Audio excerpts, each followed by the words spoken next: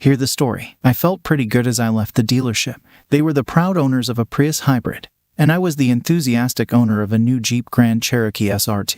I stopped at a stoplight and sat there with a huge goofy grin on my face. I knew what I was going to do. When the light came on, I pushed the gas pedal in.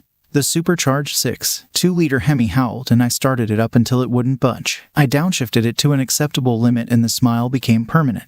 When I pulled into my driveway, I didn't drive it into the garage. In a minute, I was going to drive again. I stepped inside and smelled something cooking. It smelled like spaghetti. I never really liked spaghetti. Good thing I had plans. I didn't yell, "I'm home," like I usually do. I just went upstairs, changed into my golf clothes, got my clubs out of the closet, and headed for the front door. Rachel came out of the kitchen as I was heading for the front door. "Charles, where are you going? Whose car is that? Dinner's almost ready. Why are you dressed like that? And why do you have golf clubs?" "Well, honey, I'm going to play golf. This is my car. These are my golf clothes, and I need the clubs to play golf." She stared at me like I was crazy. "You didn't say anything about playing golf. How about dinner?" "I'll have dinner at the country club," I told her. "Have a nice dinner." I heard her voice just as I was closing the door. "What do you mean it's your car?" I didn't have time to answer trivial questions, so I continued on my merry way. My phone started ringing almost immediately, so I turned it off. I got to the country club, enjoyed a very nice dinner with Ralph and Pete, and played 9 holes. I hadn't played in a while, and it was noticeable.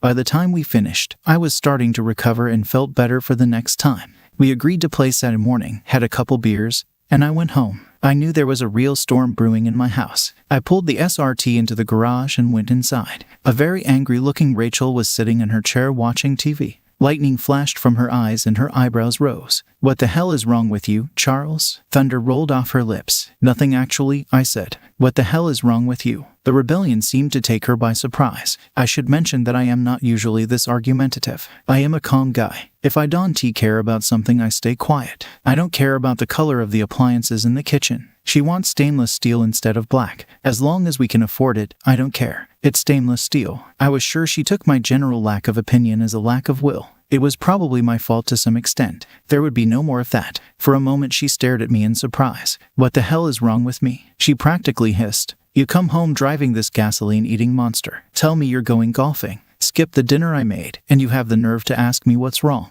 I thought about it for a moment. "Yes," I said calmly. "Yes, what do you mean, yes?" She was practically foaming at the mouth. "Yes, I actually have the courage to say it." Her face was blotchy and flushed. "Are you drunk, Charles? Are you on drugs or something?" "I had a couple beers at the country club, but no drugs. Do you have any drugs you want me to take?" She seemed to be at a loss for words, but quickly came to her senses. "There might be. Maybe you need to take some antipsychotic medication." She stepped back and opened the door from the kitchen to the garage. The car must have impressed her. A beautiful car. She snorted. "Are you having some kind of midlife crisis?" I thought about it for a minute. Yeah, what?" She wanted to know. "Yes, I'm having a crisis, and I guess 41 would be considered middle age." "Well, what's the matter?" she asked demandingly. "What is what?" "That's a pretty vague question." "What crisis?" She seemed very annoyed. "It's a secret. So you're having a crisis and you're keeping it a secret from me?" She seemed unable to believe it. "No," I said. "Stop being an ass." She shouted. "What do you mean?" "No, I'm not keeping it a secret from you." She splayed her hands. "I'm not going to waste my time. What's that stupid toy doing in our garage? And where's the Prius?" I traded it in for an SRT. I didn't like the Prius. I liked the SRT. "We agreed that the Prius is environmentally friendly and economical," she said. "It's the kind of car that responsible people drive. You need to think about how you'll look shoving this beast into your work parking space. All the executives drive hybrids. How will they feel when they see you driving this dinosaur?" "Envy." "We agreed on the Prius," she said. "No, I never agreed," I said. "I just agreed because that's what you wanted."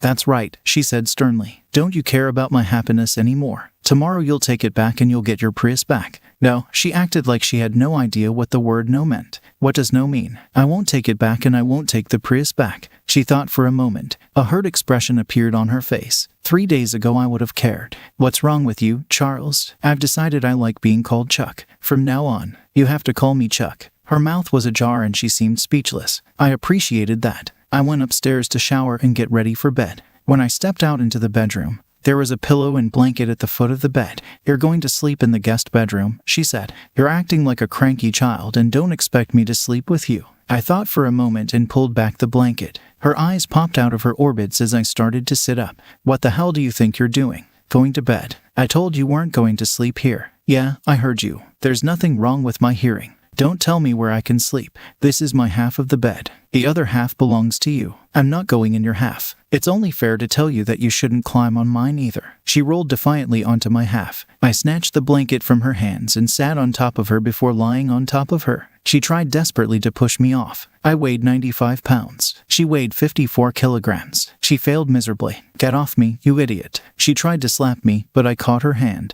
That's my side, I told her. Your side is over there. You're not welcome on my side. I lifted up a little, and she rolled over onto her side. Then she started to cry. What's wrong with you, Charles? She sobbed. What's wrong with you? Why are you treating me like this? There is no Charles, I told her. Just Chuck. I told you I like being called Chuck. I thought you liked being called Charles, she cried. No, you were the one who liked calling me Charles, I said. I never liked it. I just went along with it for your sake. Why do you want to make me feel good? I don't think you respect me. I think the reason you don't is because I spent all my time trying to make you happy. I'm done. Now I'm going to make myself happy. If you're happy because I'm happy, that's great. If you're not, big fag, she made a quiet crying sound. What's wrong? Yesterday you were the best husband in the world. The next day you're a son of a bitch to me. It actually took 3 days, not 1 day at all. She was staring at me. She was very much like one of those chicks waiting for their mother to feed them. I don't have any worms for you, I told her. She stared at me as if an alien had invaded my body. Worms? What the hell is wrong with you? Are you sick? The answer to the first question is complicated.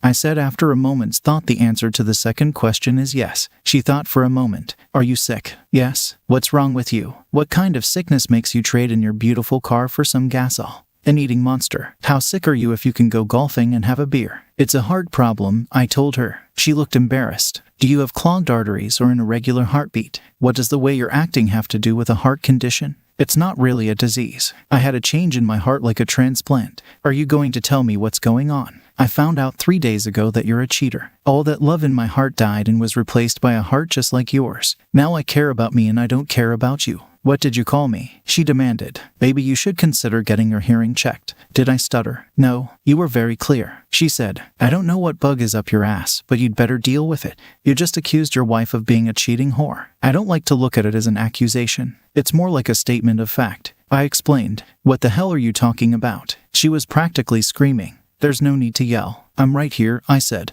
I'm talking about your little date at the hotel with Alan and Marcy Baker. Her face went pale. What how? I don't know what you're talking about. Do you know who the president is? What day is today? Just stared at me. Someone has a disturbing short-term memory loss, probably from a stroke. I pulled out my phone and opened the chat room. They were saved in the chat room and on my phone. I wasn't going to tell her where else they were saved. There were pictures, big as life size. Rachel, between the two of them, was walking through the door of room 177 of the Dorchester Hotel. She was kissing Marcy, and Alan had his hand on her ass. Where did you get that? She asked. McLean sent it to me, I said. I'm pretty sure he sent them to Lonnie, too. They're pretty pissed off. McLean is our son and Lonnie is our daughter, she awed. McLean, he saw. You're lying. You got them from somewhere. I showed her the picture McLean took. No, he was there dropping off a customer when he saw you come in. He just wanted to say hello. Imagine his surprise at your little date. I like that word, don't you? It wasn't, oh God, it's what are you going to do, Charles? Charles isn't going to do anything, I said.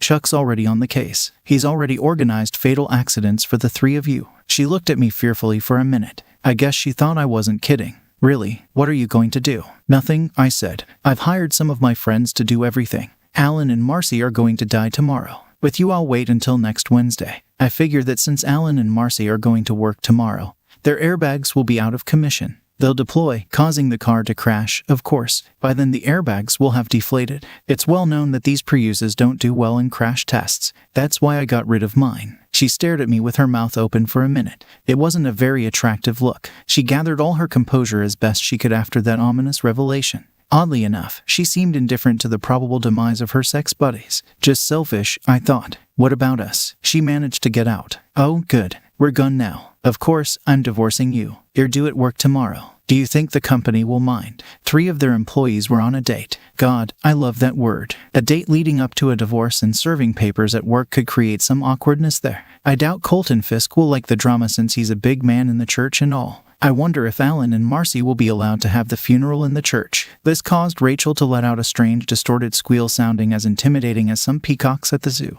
I turned off my light. "Good night, Rachel," I said. "I wonder if I'll get both halves of the bed in the divorce." She threw herself on my half of the bed and clung to my back like a leech. "I don't want a divorce, Charles." She sobbed into my back. I didn't answer. "Charles." She pulled me tighter against her. "Charles, I don't want a divorce." Silence. She looked over my shoulder. "Charles," I looked at her. "There is no Charles," I told her. "And you're on my side of the bed." "Then God damn it, Chuck then." "Chuck, I don't want a divorce." I rolled over to her. I didn't want a cheating whore as a wife either, but I got her even though I didn't want her. Funny how that works, huh? She didn't seem to have the same curiosity as me. "Chuck, I'm so sorry," she said. "It was just something I wanted to try. I was curious what it would be like to be with another woman." "Me too," I said. "Wow, are we so much alike?" I was also under the impression that Alan was a man. "Does anyone else know that he's not cisgender?" "Don't be ridiculous," she said. "It was a threesome, but I didn't have sex with him, only with Marcy." "Did he sit in the chair and watch?" "Not a cisgendered voyeur. Pervert. He was doing Marcy while she was doing me," she admitted. "Do you realize how ridiculous this conversation is? What possible fancy could have made you think in your wildest dreams that this was helping your cause?" She hesitated for a moment, but couldn't seem to come up with anything plausible. I was going to give you the same thing." She finally squeezed out the same thing. "What does that mean?" I asked. "A threesome with me and Marcy," she said. "You just told me you were interested in being with another woman." "Marcy isn't the kind of woman I'm interested in," I said. "I was thinking about the one who hadn't slept with half the men in town." "Who were you thinking about?" What the hell? Chuck was on fire. I might as well have been playing with her mind. "Well, Lily was always at the top of my fantasy list," I admitted. "My sister," she squealed. "You asked me that," I reminded her. "Lily was sexy as hell. Rachel was a walking wet dream. Lily was all of those things but more. Blonde hair, brown eyes, a few freckles on the cutest little nose imaginable in that body. She had the most beautiful shape. It was the kind of shape that just looking at it made your tongue go hard, not to mention other parts of your body. Her tits were big, round, and firm, and she had the most delightful ass on the planet. She exuded sensuality from every pore and made men do stupid things when she was around. She was 5 years younger than Rachel and me. Had been briefly married when she was in her late 30s to an up-and-coming NFL player, but dumped the bum when he washed out, started drinking and couldn't keep a job. When Rachel and I were dating, we were in college and Lily was in high school, and she had a crush on me. It was funny and I loved the hell out of her, but I never took action. Yes, I felt the lust, but I wouldn't do anything even if I had the opportunity. I wondered if Rachel would really go for it and, more importantly, if Lily would. It didn't matter. Rachel was leaving me anyway, but this was a very good opportunity to drive her away. I could see the wheels turning in Rachel's head. "I'm not going to have a threesome with my sister," she finally said. I shrugged and turned to go back to sleep. The divorce went as smoothly as it could possibly go. Rachel fought it as hard as she could, but divorces can't be dragged out like they used to be. Most people know what happens in divorce and it wasn't fun, but Chuck enjoyed life. How do you leave your beloved? Just take out the trash. Sometimes the trash objects to being taken out, but hey, it happens. I never got to have that threesome with Lily. I'm quite content to be paired up though. The lush body of this cutie being the little spoon next to me doesn't even allow me to dream of a threesome. Subscribe to our channel. Listen to the next story, because this story is nothing compared to the next one. If you're under 18, don't even think about listening to the next one. Second story. My husband had cheated on me but still wants to be friends with his AP. My spouse and I share a history of over 20 years and have young children. A little over 3 months ago, he confessed to an almost 2-year-long affair with a close friend, someone he has known for as long as he's known me. I suspect emotional infidelity may have preceded the affair, although the exact duration remains unclear. Upon revealing the affair, his initial intention was to end our marriage. He not only disclosed the details to me but also to his parents, friends, and even colleagues at work, taking substantial steps. He signed a lease for a new place and prepaid a year's worth of rent by remortgaging our home, fully committed to starting a new life. I pleaded with him to reconsider, emphasizing the 2 decades we've invested in our relationship. It required significant effort, but eventually, he chose to stay. Since deciding to stay, he has severed all contact with his affair partner, with no communication for the past 12 weeks. Despite retaining her contact details and following her on social media, he demonstrates radical honesty during our marriage counseling sessions. Although his openness is vital for rebuilding our marriage, his candid discussions about her can be emotionally challenging for me. While the transparency is appreciated, The emotional impact is akin to a dagger to my heart. However, we both acknowledge the necessity of open communication in the process of rebuilding our marriage. Though difficult, we understand the importance of navigating through these conversations to foster healing and trust. While it took some convincing for him to stay, it's evident that he is now wholeheartedly committed to rebuilding our marriage, just as much as I am. A recurring topic in our counseling sessions, both earlier on and recently, is his expressed desire to maintain a friendship with his affair partner. He argues that their pre-existing friendship justifies wanting to preserve that connection. Despite voicing my discomfort during our initial conversation about this, and reiterating it recently, he remains persistent in wanting to establish and maintain this friendship. The prospect of him permanently cutting ties with her raises concerns for me, and I find myself uncertain about the best course of action. TLDR. Despite my husband's long-term affair with a close friend, he is adamant about maintaining a friendship with her, which leaves me unsure about the potential impact on our marriage. Third story. Once a cheater, always a cheater. I met my girlfriend in 2017. We moved in together in 2018. At the end of 2018, she said she did not feel like we were a good match anymore. However, we kept talking and hanging out. Maybe because I moved states for her since she wanted to be close to her family. I took her out for her birthday in January of 2019. When I say a name pop up on her phone and she turned the phone away from me. In asking her brother, he said it may be her boss. He worked at the same place she did and said she seemed to have a weird relationship with him. The brother told me the boss's address. One night, when she said she couldn't come over to the apartment we shared before, I drove to her mom's house where she said she was staying. She wasn't there. I drove to her boss's house and saw her car parked in front. I called her out on it, and she admitted she cheated and was continuing to see both the boss and myself. Being a moron, but in love, I spent the better part of a year trying to win her back, all while she flew to Arizona to meet a guy she met online. Told me she could really see herself living there with him and still also talking to the boss. At some point, I finally went no contact for a few months, at which point she said she was sorry. She really loved me and it was all an immature mistake. She promised this would be the end of anything else. I, still devastated and recovering from the worst year of my life, took her back. We moved into a new apartment.